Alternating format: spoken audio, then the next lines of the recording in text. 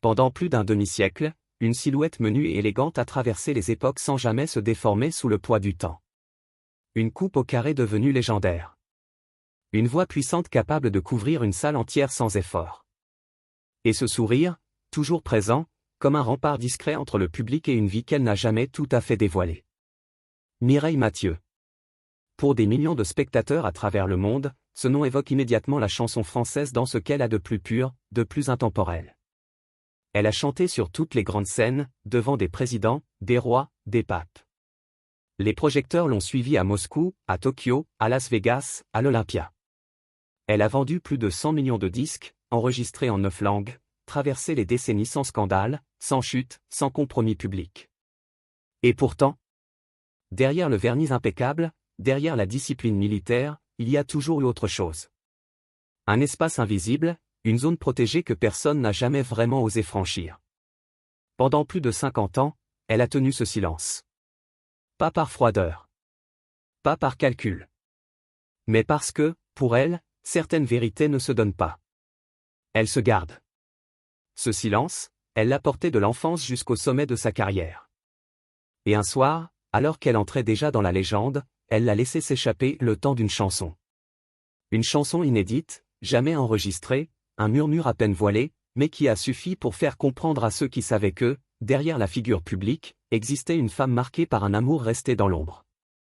Raconter Mireille Mathieu, ce n'est pas seulement retracer la trajectoire d'une chanteuse au destin exceptionnel. C'est explorer la vie d'une femme forgée dans l'adversité, façonnée par la foi, la rigueur et une loyauté sans faille, mais habitée aussi par une tendresse tenue à distance, presque sacrée. C'est mettre en lumière un contraste saisissant, celui d'une existence vécue sous les lumières éblouissantes de la scène, et d'un cœur qui, bien souvent, préférait rester dans la pénombre. Née le 22 juillet 1946 à Avignon, l'aînée d'une fratrie de 14 enfants, Mireille arrive au monde bien loin du confort ou des rêves de célébrité. Elle grandit dans une maison modeste, serrée contre les pierres chaudes du Midi, dans une atmosphère où l'amour familial est fort, mais où le manque matériel se fait sentir à chaque instant. Son père, Roger, tailleur de pierre, travaille à quelques mètres du cimetière Saint-Véran. Ses mains portent les marques de la pierre coupée à longueur de journée, et sa voix, souvent, résonne de cantiques chantés pour oublier la douleur de ses articulations. Sa mère, Marcelle, réfugiée venue du Nord, gère la maison avec fermeté et tendresse à la fois, veillant à ce que, malgré la pauvreté, la dignité et la foi restent intactes. Dans cet environnement, la musique entre comme une respiration. Pour la petite Mireille, chanter n'est pas encore un métier, même pas un rêve. C'est un geste naturel. Elle chante pour accompagner son père, pour adoucir les corvées, pour se réchauffer les soirs où le Mistral glace les vitres. Et, très tôt, elle découvre que sa voix peut provoquer quelque chose chez les autres, un silence total, comme une suspension du temps. Elle n'a que 4 ans lorsqu'elle chante pour la première fois en public, lors de la messe de minuit. Le prêtre lui donne une sucette en guise de remerciement. Ce n'est pas le sucre qui lui reste en mémoire, mais la sensation extraordinaire d'avoir capté l'attention de toute une église. Pour la première fois, elle sait que sa voix peut toucher. Et c'est là que commence vraiment son histoire. Non pas seulement celle de la chanteuse internationale que le monde connaîtra, mais celle de la petite fille à qui l'école ne fera pas de cadeaux, qu'on punira pour sa dyslexie, qu'on forcera à abandonner sa main gauche jugée incorrecte. Une enfant qui se réfugiera dans les chansons qu'elle compose en silence lorsqu'on la croit distraite. Une adolescente qui, à 14 ans, quitte l'école pour travailler à l'usine, mais garde toujours cette certitude qu'il existe, quelque part, un ailleurs où sa voix pourra l'emmener. Et cet ailleurs, elle ira le chercher. Pas dans un coup de chance soudain, mais dans une progression faite de concours locaux, de petits triomphes, et enfin, d'une rencontre déterminante qui changera tout, celle avec Johnny Stark, l'homme qui fera d'elle une icône, pour le meilleur et pour le pire. Mais avant d'entrer dans le tourbillon de la célébrité, il faut comprendre la force tranquille qui l'anime. Une force née dans le silence des repas familiaux où l'on comptait les parts, dans la rigueur du travail manuel observé chez ses parents, dans les gestes simples d'un quartier populaire d'Avignon.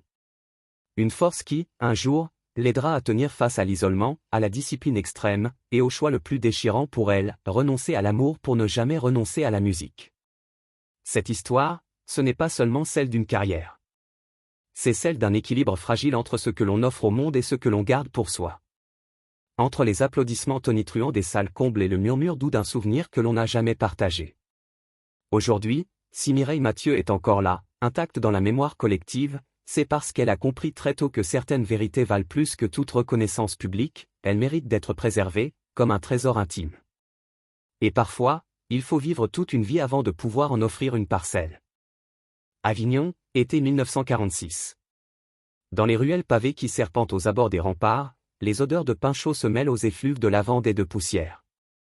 Derrière les volets d'une petite maison modeste, au mobilier usé par les années, on accueille ce 22 juillet une nouvelle venue, Mireille, premier enfant de Roger et Marcel Mathieu. Elle ouvre les yeux dans un monde marqué par l'après-guerre, où l'espoir renaît timidement mais où chaque journée reste un combat pour assurer l'essentiel. Le foyer est modeste, mais l'amour y abonde. Mireille ne grandit pas dans une chambre à elle, ni entourée de jouets. Ses premiers souvenirs ne sont pas faits de peluches ou de robes neuves, mais de gestes répétés qui marquent le quotidien, le bruit sec du burin frappant la pierre, la voix grave de son père fredonnant des cantiques pour rompre le silence du travail, l'odeur âpre de la poussière blanche collant à sa peau quand il rentre de l'atelier. Roger, le père, est tailleur de pierre. Son métier, transmis de génération en génération, l'a forgé physiquement et moralement. Il travaille souvent aux abords du cimetière Saint-Véran, face à la dureté de la vie et à la fragilité des destins. Ses mains, larges et calleuses, disent mieux que les mots la force qu'il faut pour nourrir 14 enfants. Marcel, la mère, est une femme du Nord, venue de Dunkerque comme réfugiée après les bombardements. Elle apporte à ce foyer provençal une rigueur du Nord et un port de tête fier malgré les privations. Mireille est l'aînée de cette fratrie nombreuse. Dès ses premières années, elle sait que cela signifie responsabilité, patience et partage. Dans une maison où chaque centime compte, les vêtements passent d'un enfant à l'autre, les repas se mesurent, et l'eau chaude est un luxe rare. Mais entre les murs, il y a aussi les rires, les histoires racontées à voix basse, les chansons improvisées pour calmer les plus petits. La musique, chez les Mathieu, n'est pas un divertissement réservé aux grands soirs, c'est un langage du quotidien. Roger chante en travaillant, Marcel entonne parfois un air pendant qu'elle prépare la soupe. Mireille, elle, écoute d'abord. Elle observe comment une mélodie peut apaiser, rassembler, transformer l'ambiance d'une pièce. À 4 ans, lors de la messe de minuit, elle vit une expérience fondatrice. L'église est pleine, les chandelles projettent une lumière vacillante sur les visages concentrés. Quand vient son tour, la petite fille s'avance timidement vers l'autel. Sa voix s'élève, pure, étonnamment forte pour son âge. Et soudain, quelque chose se produit, un silence absolu s'installe. Pas un froissement d'étoffe, pas un raclement de gorge. Comme si, l'espace de quelques secondes, le monde entier retenait son souffle. Le prêtre, ému, lui tend une sucette en récompense. Mais pour Mireille, c'est un autre cadeau qui vient de naître, la certitude qu'elle peut toucher les autres par sa voix. Cependant, son quotidien n'a rien de celui d'une enfant prodige que l'on protège. L'école, pour elle, sera un terrain difficile. Mireille souffre de dyslexie, un trouble encore mal compris à l'époque. Lire et écrire deviennent des épreuves quotidiennes. Ses instituteurs ne font preuve d'aucune indulgence, on la punit pour ses fautes, on la rabaisse devant la classe. Pire encore, elle écrit naturellement de la main gauche, ce que l'on juge alors inapproprié, voire maladif. On l'oblige à se servir de la main droite, un exercice douloureux qui la frustre et la ralentit. Bulle de pensée mais derrière ce qui ressemble à de la distraction, ses enseignants ne devinent pas que, dans sa tête, Mireille entend sans cesse de la musique. En silence, elle réarrange les chansons entendues à la radio, mêlant cantiques et airs populaires. Elle vit déjà entre deux mondes, celui, concret et rude, de son quartier, et celui, plus doux et vibrant, des harmonies qu'elle imagine. À la maison, les repas sont rapides, mais souvent ponctués de petites chansons. Dans les rues d'Avignon, le Mistral souffle fort l'hiver et joue comme un instrument invisible avec les voiles du linge tendu entre deux façades. Mireille en retient ses poumons à vélo, pédalant tous les jours, même contre le vent, pour accomplir les corvées familiales. À 14 ans, le verdict tombe, il n'y a pas d'argent pour prolonger ses études. L'adolescente quitte l'école et entre dans le monde des adultes par la petite porte, un poste modeste dans une usine de Montfavet. Le jour, elle y actionne des machines, répétant inlassablement les mêmes gestes. La nuit, elle chante. Parfois, c'est pendant la pause déjeuner, pour ses collègues. Parfois c'est seule, sur le chemin du retour, affrontant le froid à vélo. Ce vélo, elle l'a payé à crédit, comme presque tout le reste dans sa famille, avec, toujours, cette conviction que l'avenir pourrait offrir quelque chose de plus. Les années passent, rythmées par ce mélange de labeur physique et de moments volés à la musique. Petit à petit, elle ose participer à des concours locaux. La scène est minuscule, mais pour elle, c'est déjà un univers nouveau, un espace où l'on écoute vraiment ce qu'elle a à offrir. Son apprentissage se fait dans l'ombre, mais il est constant, solide, nourri de cette discipline familiale qui lui donne une endurance hors du commun. Si l'enfance de Mireille Mathieu devait se résumer en 3 mots, ce serait silence, travail, foi. Un silence qui n'est jamais vide, mais habité par les chants et les pensées qu'elle tait. Un travail, physique et acharné, qui fauche ses épaules et sa volonté. Et une foi, héritée de ses parents, qui lui fait croire que chaque effort a un sens, même si on ne le voit pas tout de suite. Ce terreau, rude mais fertile, sera le socle de toute sa carrière. Car plus tard, lorsque viendront les tournées éprouvantes, les horaires impossibles, et les attentes démesurées, elle saura puiser dans cette enfance sans concession la force de continuer, note après note, sourire après sourire. Le début des années 1960 à Avignon, c'est un mélange singulier de tradition et de modernité naissante. Les rues pavées vibrent encore au son des marchés et des cloches, mais dans les cafés, les jukebox font entendre les voix nouvelles de l'époque, Sylvie Vartan, Sheila, et bien sûr, Édith Piaf. Pour Mireille, la radio est une fenêtre ouverte sur le monde. Elle écoute avidement chaque chanson, guettant la moindre émotion dans un timbre, dans une respiration. Mais Piaf, c'est autre chose. C'est la révélation. La première fois qu'elle entend « La vie en rose », c'est comme si le temps se figeait. Elle découvre qu'une voix peut raconter toute une vie, et elle sent confusément que c'est là sa place, dans une chanson qui bouleverse et reste. Pourtant, à l'époque, sa réalité, c'est l'usine de Montfavet et les fins de mois difficiles. Mais chaque petite occasion de chanter est saisie. Les concours locaux deviennent ses véritables examens. Elle en gagne quelques-uns, en perd d'autres, mais à chaque fois elle apprend comment tenir face à un jury, comment respirer pour maîtriser une note, comment capturer le regard d'une salle entière. En 1964, tout bascule. Un concours dans sa ville, Avignon, offre au vainqueur un ticket d'entrée vers un tremplin télévisé. Mireille hésite. Les grandes manifestations la tétanisent un peu, et la capitale semble appartenir à un autre monde. Mais elle sait aussi que ne pas tenter, c'est condamner sa voix à rester enfermée entre les murs de l'usine. Elle choisit « La vie en rose », un hommage direct à Piaf, mais aussi un choix audacieux pour une jeune chanteuse inconnue. Ce soir-là, lorsqu'elle monte sur scène, la salle est pleine, un brouhaha d'attente emplit l'air. Puis les premières notes retentissent, et Mireille ferme les yeux une seconde. Quand elle attaque les paroles, sa voix soulève instantanément un frisson collectif. À la fin, les applaudissements sont nets, prolongés, et son nom est annoncé comme gagnante. Pour elle, c'est un pas immense, elle vient de remporter le concours, et avec lui, la possibilité de tenter l'aventure nationale. Quelques mois plus tard, en 1965, elle foule pour la première fois le plateau de l'émission « Jeu de la chance ». Devant les caméras de l'ORTF, elle interprète, encore une fois, la chanson de Piaf. La France entière voit cette petite silhouette brune, à la coupe au caressage, et entend cette voix ample, vibrante, presque intemporelle.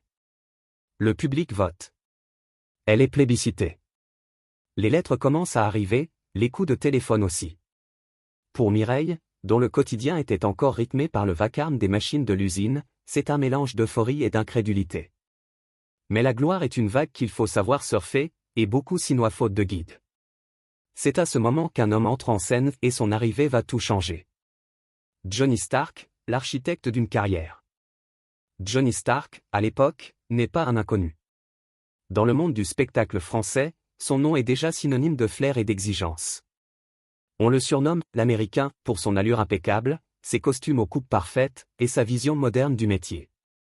Il a l'œil pour les « diamants bruts » et l'énergie pour les transformer en légendes.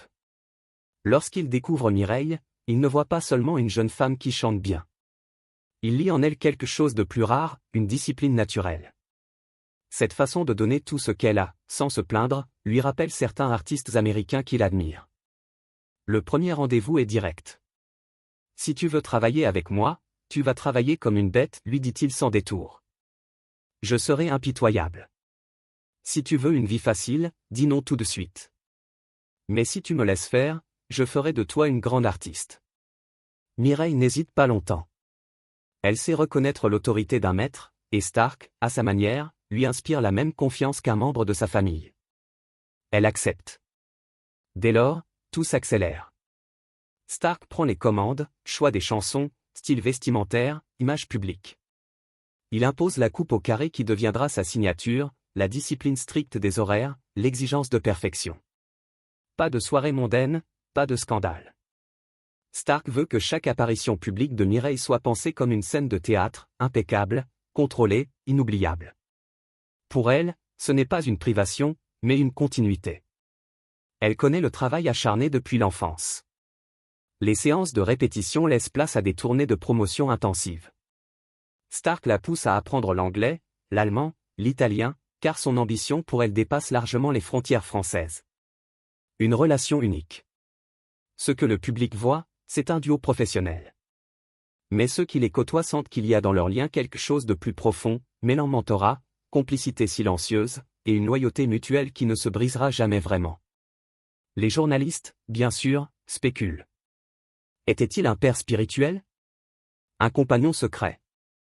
Les deux? Mireille ne répond jamais clairement. Elle se contente du fameux sourire qui évite plus qu'il ne dévoile. En coulisses, Stark veille sur tout, ses contrats, sa santé vocale, ses déplacements. Il est à la fois protecteur et exigeant, capable de félicitations chaleureuses comme de critiques cinglantes. Mais toujours dans un seul but, que Mireille brille. Sous sa direction, elle enregistre ses premiers grands succès, foule les plus prestigieuses scènes, de l'Olympia au plateau de télévision étranger. Chaque pas est calculé, chaque choix musical pensé pour renforcer l'image de la « Demoiselle d'Avignon », l'enfant du Sud qui chante avec l'âme d'une légende. En à peine 2 ans, Mireille n'est plus la jeune ouvrière d'Avignon que l'on découvre, mais déjà une des voix les plus célèbres de France. Et pourtant, elle reste profondément attachée à ses racines, à cette enfance modeste qui continue de façonner sa façon d'aborder le succès. Car si le monde croit qu'elle appartient désormais aux Lumières, elle sait que son ancrage, son équilibre, viennent d'ailleurs et peut-être, en secret, d'un certain sentiment que même Johnny Stark ne pourra jamais complètement saisir. À partir de 1965, la vie de Mireille Mathieu prend une nouvelle dimension. En quelques mois, elle passe de chanteuse prometteuse à phénomène national. Johnny Stark a mis sa machine en route et, comme il l'avait promis, il est impitoyable dans son organisation. À l'aube de ses 80 ans, Mireille Mathieu n'est plus seulement une chanteuse. Elle est devenue un symbole. Un symbole de persévérance, de loyauté, de maîtrise de soi. Un symbole de cet équilibre délicat entre la lumière et l'ombre, entre ce que l'on offre au public et ce que l'on garde jalousement pour soi.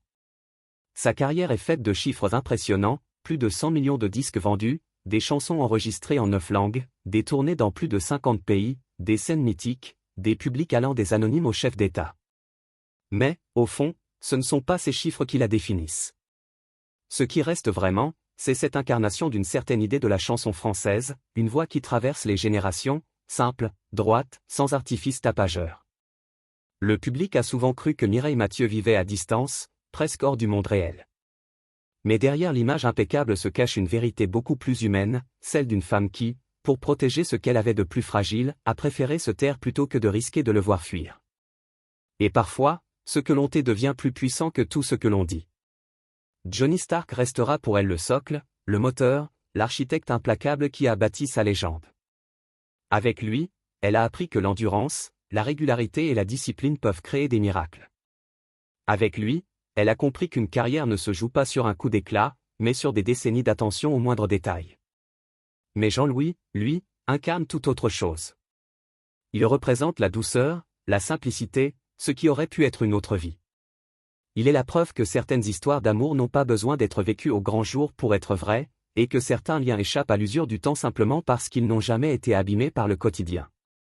L'histoire de Mireille Mathieu est donc faite de 2 axes. Celui de la voix qui a voyagé à travers le monde, façonné, protégé, mis en scène. Et celui du cœur, resté fidèle à quelques visages, à quelques lettres, et à un figuier qui pousse toujours dans une cour d'Avignon. Avec le temps, elle a accepté de livrer un peu plus d'elle-même. Elle l'a fait timidement, à travers une chanson, Le figuier en fleurs, puis en acceptant qu'un espace à son nom voit le jour dans sa ville natale. Non pas un mausolée, mais un lieu vivant, tourné vers les jeunes, où d'autres voix pourront éclore comme la sienne l'a fait, il y a si longtemps, dans une petite église un soir de Noël. En regardant en arrière, elle pourrait dresser la liste de ce qu'elle n'a pas eu, pas de mariage, pas d'enfant, pas de vie conjugale comme beaucoup la connaissent. Mais cette liste serait incomplète sans évoquer ce qu'elle a eu et qui, pour elle, compte infiniment plus. Une carrière intacte. Un public fidèle depuis plus d'un demi-siècle. Des souvenirs scellés dans le silence mais jamais perdus. Aujourd'hui, elle continue de monter sur scène sans parler de « dernière tournée ». Elle préfère dire que c'est une « tournée de gratitude ». Pas un adieu à la musique, mais un merci à ceux qui lui ont permis de tenir, année après année. Un jour, un journaliste lui a demandé si elle avait des regrets. Après un long silence, elle a simplement répondu. Non. J'ai aimé. Je n'ai pas toujours su le montrer, mais j'ai aimé, et je suis en paix avec ça. Dans un monde où tout s'expose, où l'on croit qu'aimer, c'est publier, montrer, prouver. Mireille nous rappelle discrètement qu'il existe des amours qui se vivent dans le silence, et que ce silence-là peut être plus fort que n'importe quelle déclaration publique. Alors, à vous qui écoutez cette histoire. Pensez-vous qu'un amour peut être vrai, même s'il n'est jamais pleinement vécu? Pensez-vous qu'il peut traverser toute une vie simplement en restant dans un coin du cœur? Dites-le nous en commentaire, et si l'histoire de Mireille Mathieu vous a touché, n'oubliez pas d'aimer cette vidéo, de vous abonner, et de la partager autour de vous. Car au fond, raconter ces histoires, c'est aussi prolonger la voix de celles et ceux qui nous inspirent. Et la voix de Mireille Mathieu, elle, continuera de résonner bien après que les projecteurs se seront éteints.